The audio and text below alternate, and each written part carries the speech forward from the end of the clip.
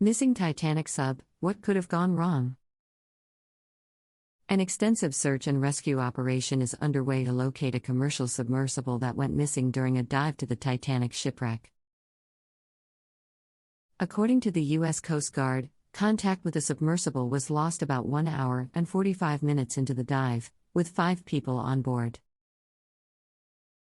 The vessel was reported overdue at 9:13 p.m. local time on Sunday, 12:13 p.m. Est, Monday. The expedition was being run by us company Oceangate as part of an 8-day trip with guests paying us $250,000 per head to visit the wreck site. As of Monday afternoon, Tuesday morning in Australia, US Coast Guard Rear Admiral John Mauger's watercraft likely had somewhere between 70 and the full 96 hours of oxygen available to the passengers. The Titanic's wreck sits some 3,800 meters deep in the Atlantic, about 700 kilometers south of St. John's, Newfoundland. Finding an underwater vehicle the size of a small bus in this vast and remote expanse of ocean will be no small feat. Here's what the search and rescue teams are up against. Oceangate's Titan submersible goes missing.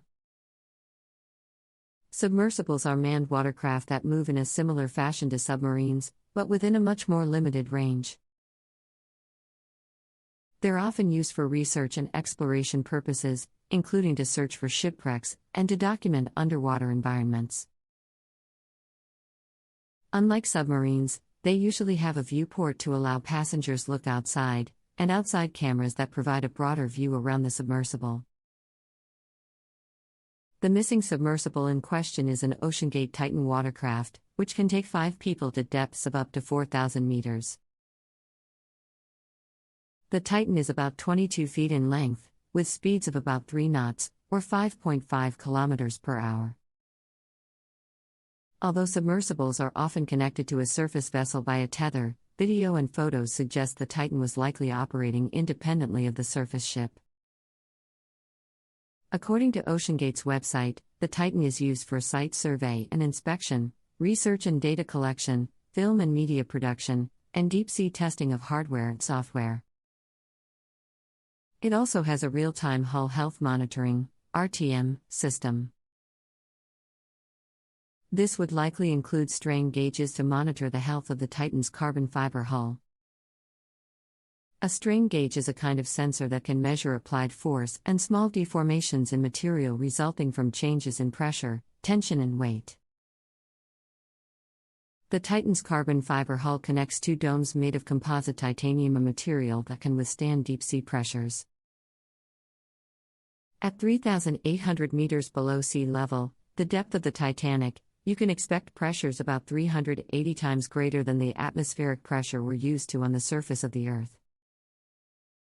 Communication and rescue efforts.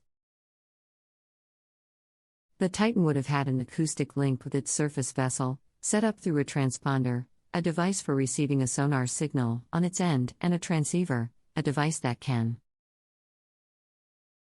The Titan is a battery-operated watercraft. Given it has lost all contact with its surface vessel, it may have suffered a power failure. According to reports, at least 2 aircraft, a submarine and sonar buoys were being used to search for the vessel. The sonar buoys will be listening for underwater noise, including any emergency distress beacons that may have gone off. One of the major challenges in the rescue effort will be contending with weather conditions, which will further shrink an already narrow search window. What might have happened? In a best-case scenario, the Titan may have lost power and will have an inbuilt safety system that will help it return to the surface. For instance, it may be equipped with additional weights that can be dropped to instantly increase its buoyancy and bring it back to the surface. Alternatively, the vessel may have lost power and ended up at the bottom of the ocean. This would be a more problematic outcome. The worst-case scenario is that it has suffered a catastrophic failure to its pressure housing. Although the Titan's composite hull is built to withstand intense deep-sea pressures, Any defect in its shape or build could compromise its integrity, in which case there is a risk of implosion. Another possibility is that there may have been a fire on board, such as from an electrical short circuit. This could compromise the vehicle's electronic systems, which are used for navigation and control of the vessel. Fires are a disastrous event in enclosed underwater environments, and can potentially incapacitate the crew and passengers. Time is of the essence. The search and rescue teams will need to find the vessel before its limited supplies of oxygen and water run out.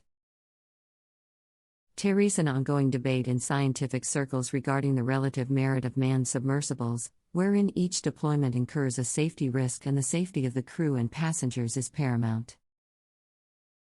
Currently, most underwater research and offshore industrial work is conducted using unmanned and robotic vehicles. A loss to one of these vehicles might compromise the work being done, but at least lives aren't at stake.